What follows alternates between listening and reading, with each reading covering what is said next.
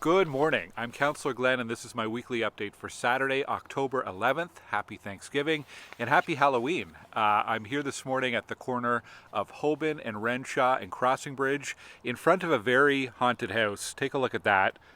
They do this every year, and it's quite elaborate. This is just the side yard of the house. There's also along the other way a whole haunted graveyard as well, and it's pretty spooky even first thing in the morning.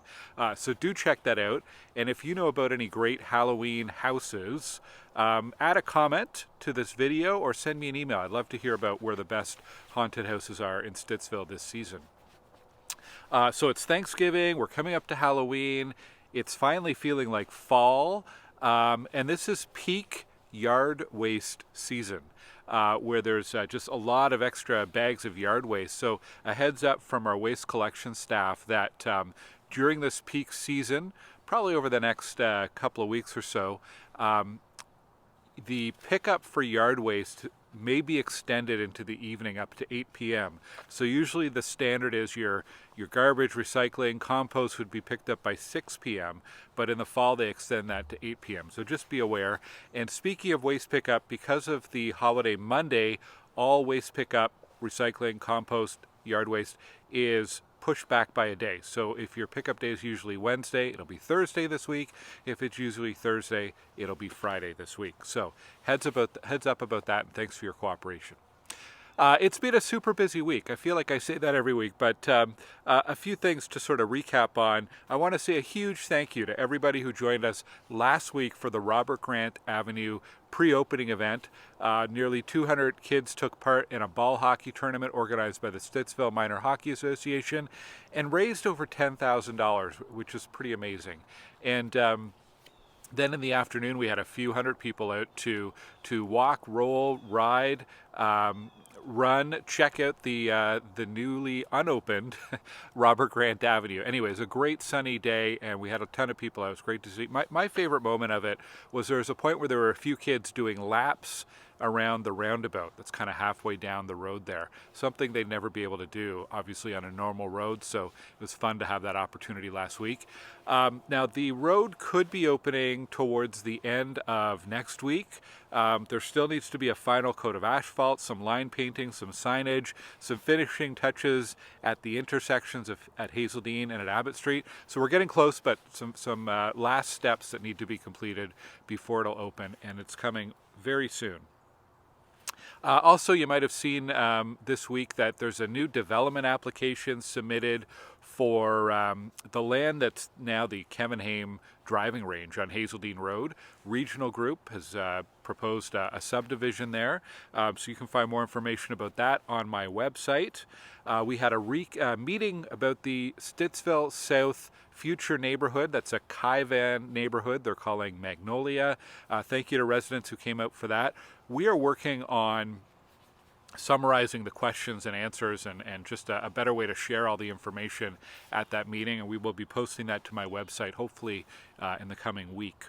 And speaking of housing, this week's City Council received the Housing Task Force report and approved a series of recommendations that's aimed to speed up housing builds in Ottawa by changing some of the process, making it simpler, and also providing more flexibility on some of the fees that builders pay, fees for development charges, which pays for roads and libraries and so on, parkland fees that pays for parks, and community benefits charges, which is a bucket that goes into all sorts of improvements in the neighborhood when we get high-rise buildings coming in. Anyhow, we made some changes there, and I posted some thoughts last night to my website, because the mayor kept saying our goal is to be the most housing-friendly city in Ottawa, and I can totally understand there's a lot of folks in Stittsville who look at the amount of growth that we're having and the impact that growth is having on the community, and probably would say, could we be a little less friendly to housing, please? So I've shared some thoughts on that, talking about who the housing crisis is affecting, the actual human beings, and also what the city's trying to do to catch up on all of the infrastructure and amenities that we need to go along with the new housing that's being built in our community. So check that out on my website, glengower.ca. And while you're there, there's a whole bunch of new articles that we posted. We post things there nearly every single day. This week there's a major update on the Fernbank truck issue. We've updated our Q&A with information about why there's heavy truck traffic on Fernbank, what the rules say about no trucks versus trucks allowed, and also a bit about how the city's trying to resolve this. Huge amount of trucks and really, really disruptive to residents.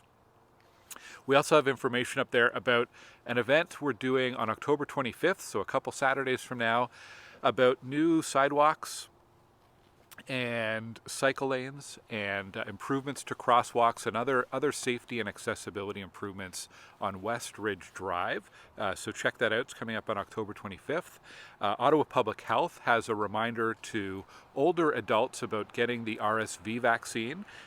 All seniors over 75 years old are eligible, and anyone at a higher risk over 60 as well is eligible, and highly recommended that you take advantage of that. So more information on my website or at ottawapublichealth.ca. And finally, I shared a recap of my week without driving. This is an advocacy campaign I participated in last week. So you can read about the results. I did do one drive at the end of the week, but you'll have to go read my update for more information.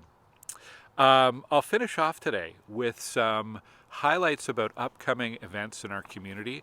I can't mention them all because this video would be about 20 minutes long, but some highlights. You can find all the details at glengower.ca/events. So here's some happening this weekend. Today at the Food Bank this afternoon, there is a pumpkin giveaway at the Stittsville Food Bank. That's at Stittsville, Maine at Carlton Cathcart. Gobblefest, a craft show, artisans market, and they raise funds for local initiatives. That's at Johnny LaRue Arena today. Tomorrow, Sunday morning, it's the last market at the barn of the season. That's happening on Abbott Street, Village Square Park. On Thursday, Stittsville Village Association hosts their annual general meeting. I'm going to try to drop by, and I hope folks watching this will consider dropping by as well. The Stittsville Village Association organizes things like the Christmas parade, the annual Canada Day event, but they need volunteers to participate in the events, of course, but also to manage the organization. There's a lot of work that needs to be done. So Stittsville Village Association annual general meeting Thursday evening at Cardell Rec. And I heard Bruce Fanjoy is going to be at Cardell Rec for a meeting of his own just before that. So coming up next Saturday, October 18th, 9-Run Run. Very exciting event in our community. There'll be races that start and finish on Abbott Street and a big running festival happening at Village Square Park. Be aware there'll be some road closures as part of that. Mostly it's Abbott Street between Stittsville, Maine and Westridge, and then a little bit on Westridge on either side of Abbott Street. And also next Saturday, the Eco West Enders are organizing a tree planting activity in cooperation with the city. They are looking for volunteers, so if you want to plant some trees next Saturday morning, would love to see you out there. And October 19th, that's next Sunday, looking way ahead, Stittsville Muslim Association is hosting a coffee house. It's open to anyone in the community.